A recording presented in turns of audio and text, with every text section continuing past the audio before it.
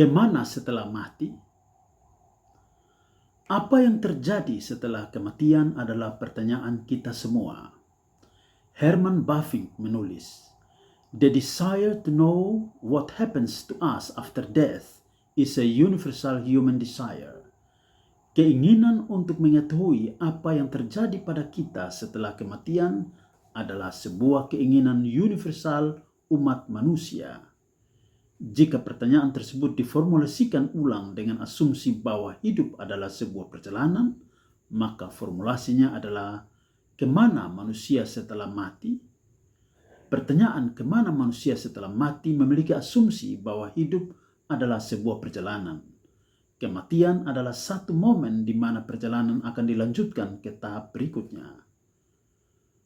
Jawaban pasti dari pertanyaan di atas tidak bisa didapatkan dari angan-angan manusia. Jawaban pasti juga tidak didapatkan dari berbagai spekulasi filosofis, walaupun ada pendapat dalam filsafat tentang immortalitas jiwa. Jawaban pasti juga tidak diberikan oleh perhitungan statistik sains. Satu-satunya jawaban pasti hanya diperoleh dari wahyu Allah dalam Alkitab. Orang-orang percaya merumuskan jawaban berdasarkan Alkitab dalam Katekismus Heidelberg minggu ke-22 jawaban 57 sebagai berikut. Bukan saja jiwa saya akan segera dibawa setelah kehidupan ini kepada Kristus yang adalah kepala, tetapi juga tubuh saya ini dibangkitkan oleh kuasa Kristus akan kembali dipersatukan dengan jiwa saya dan dijadikan seperti tubuh Kristus yang mulia. Rumusan pengakuan di atas menjelaskan kenyataan seperti yang diceritakan dalam Lukas 23 ayat 43, di mana Tuhan Yesus memberikan jaminan bagi penjahat yang berada di salah satu sisi salibnya dengan menyatakan, "Pada hari ini, engkau bersama-sama dengan aku di dalam Firdaus." Dalam Kisah Para Rasul 7 ayat 59, Stefanus berdoa saat ia dilempari batu, "Ya Tuhan Yesus, terimalah rohku." Jadi jelas bahwa jiwa orang percaya ketika terpisah dari tubuhnya oleh kematian masuk ke dalam hadirat Kristus. 2 Korintus 5 ayat 8, Filipi 1 ayat 23. Bagaimana dengan orang-orang durhaka? Setelah mati kemana? The Second Helvetic Confession menulis bahwa orang yang durhaka dibuang ke dalam neraka. Tidak ada jalan kembali bagi orang durhaka. Dalam cerita orang kaya dan Lazarus, Lukas 16 ayat 19-31, diceritakan bahwa neraka yaitu tempat penghukuman yang sangat mengerikan. Orang kaya tersebut sampai di tempat yang mengerikan ini dan keadaannya tidak pernah berubah selamanya.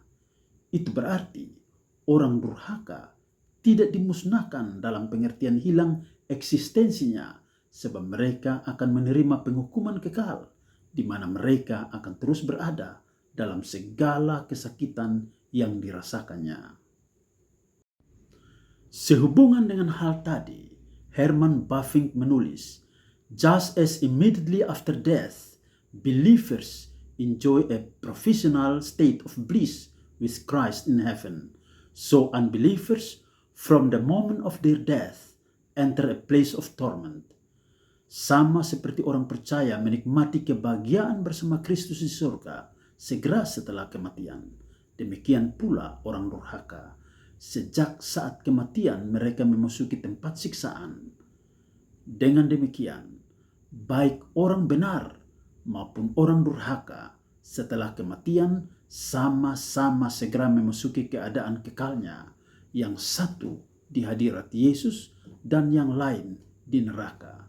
1 Petrus 3 ayat 19, 2 Petrus 2 ayat 9. Berdasarkan uraian di atas, maka setelah kematian tidak ada tempat dan kesempatan untuk menyucikan atau memperbaiki diri lagi. Orang kaya dalam cerita orang kaya dan Lazarus tidak bisa bertobat dalam penghukuman neraka. Selain itu, setelah kematian, jiwa tetap dalam keadaan sadar. Orang kaya dan Lazarus saling mengenal dan bercakap-cakap. Lukas 16 ayat 19-31. Jadi, tidak bisa dikatakan bahwa setelah mati orang tidak memiliki kesadaran lagi. Selanjutnya, berada di hadirat Kristus atau sebaliknya berada di neraka bukanlah sebuah keberadaan semu, hasil refleksi dari impian saat manusia masih berada di bumi, melainkan berada bersama Kristus di Firdaus atau sebaliknya berada di neraka adalah suatu kenyataan yang sungguh. Walaupun begitu, masih ada bantahan bahwa orang yang mati belum ke surga atau ke neraka. Mereka masih menunggu hari penghakiman. Terhadap bantahan ini, Millard J. Erickson menulis, "There is between death and resurrection an intermediate state in which believers and unbelievers experience, respectively, the presence and absence of God." Di antara kematian dan kebangkitan, yaitu kebangkitan orang-orang mati saat Kristus datang yang kedua kali nanti, terdapat status antara di mana orang-orang percaya dan orang-orang durhaka masing-masing mengalami kehadiran dan ketidakhadiran Tuhan.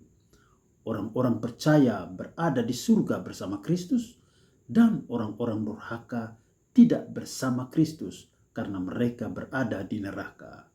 Lalu Louis Berkhof menulis, hari penghakiman atau ketika Kristus datang yang kedua kali tidaklah harus merupakan keputusan berkenaan dengan upah atau hukuman bagi setiap orang, tetapi hanya sebagai pengumuman agung dari keputusan itu dan untuk mengungkapkan keadilan Tuhan dalam kehadiran manusia dan malaikat.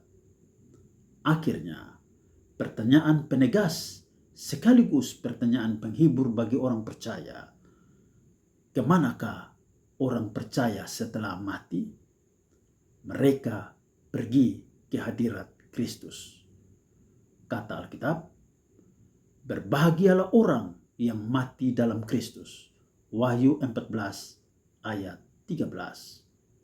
Sekian.